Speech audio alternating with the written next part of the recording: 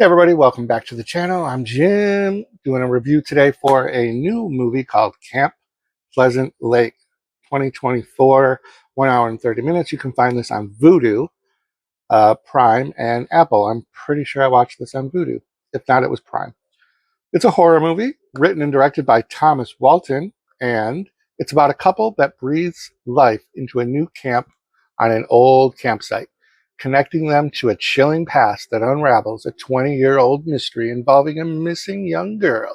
As eerie events unfold, they must confront forces tied to a brutal crime. So the movie has Bonnie Aarons in it, and she is Valak the Nun. And every time I see her attached to a movie, I check it out because I am so intrigued by her. She's got such a unique look about her that I find myself oddly attracted to her, but then also scared of her. If I met her in real life, I think she just has an eerie look. Robert Lasardo is in this as well. They play roles in more of the beginning of the movie. Also, an interesting character in this movie is Mike Ferguson, and he plays Lucifer Lou. And there are so many people in this movie. It's actually overwhelming the amount of people that are in this movie, because the movie starts off with a young girl and her family getting ready to go drop the kids off at a camp that takes place during Halloween. Such a bizarre concept to me. If this is a real thing in real life, somebody let me know. That where there's a camp in October into November, like I don't know. Seems very strange that a kid would even want to go to a camp, to be left to do the summer camp thing, but in October, especially during Halloween. At any rate, dysfunctional family, mother and father arguing, the brother and sister get dropped off at this camp. Immediately they start being bullied. They had made these masks, and in particular, the kind of the mask that's on the cover of the poster there gets destroyed by the bullies. And yeah, so I probably failed to mention that the girl is Echo and the boy is Jasper. Those are the brother and sister. That comes into play later.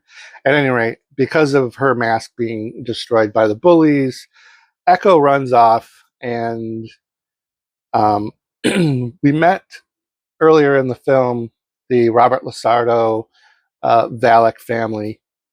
So they're kind of red herrings to a degree. At least we think it's one of those things where you're introduced to people that are obviously introduced to make us think that they're the kidnappers or killers or whatever. And then sometimes they turn out to be, and then sometimes they're obviously just red herrings. But Echo goes missing. Fast forward 20 years.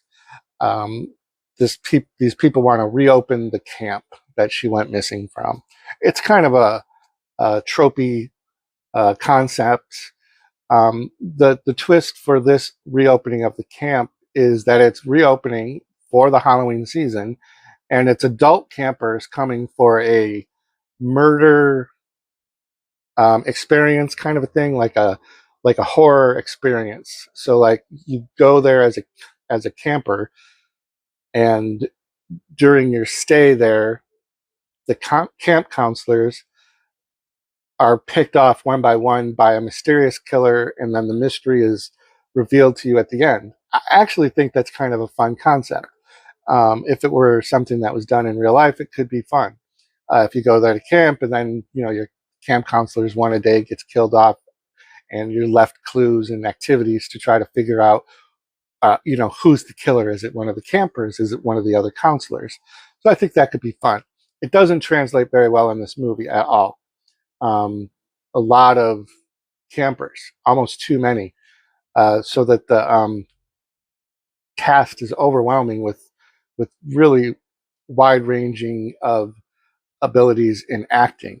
and it gets a little tongue-in-cheek, and I don't think it intended to do that. I think it was intending to stay as a straight horror, not injecting like the weirdness that ends up happening inadvertently because of just the goofiness of the campers shouting, "We want blood," and things like that. Like they're so murder hungry that when murders start happening from the killer literally right in front of them, they all think it's a part of the experience.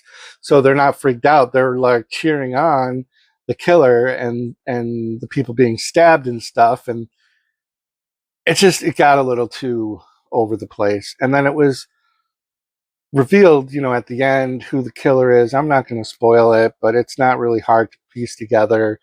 It gets a little goofy. I got to the point where while I was watching this, I'm like, why are there so many campers? This is ridiculous. And then in one scene, a whole group, this is a little spoilerish, a whole group of them get trapped in an area that ends up exploding and being caught on fire. And I literally laughed out loud. I'm like, well, that took care of half of the campers all in one shot. So I was glad that they did that, because I was like, there's no way that this would make sense that this killer would be able to pick off every one of these campers. So I don't know. It's a little goofy. It did have a pretty violent final kill. I will give it that. Most of the kills are pretty, unoriginal and just throat slashing type things, or a couple of quick stabs to a gut, a little bit of blood. But the ending was pretty violent. And I wrote my very last note on my note card was end credit. I knew it. So there is an end credit scene. And at the time that I watched this, which was like a week ago, I must have said to myself, because of the ending, I'm like, oh, there's going to be an end credit. So anyways, you can check this out on Vudu, Prime, and Apple. It's not the most horrible movie, but be prepared for it to be a little bit more campy than it needed to be, probably. And again, like if the cast had been just a little bit smaller, there's definitely some recognizable character actors in this. Like I said, the cast was just way too big to list off in this movie review. But that's going to do it for today. Keep checking back to the channel for other great movie reviews and more. Row 18, plot 20.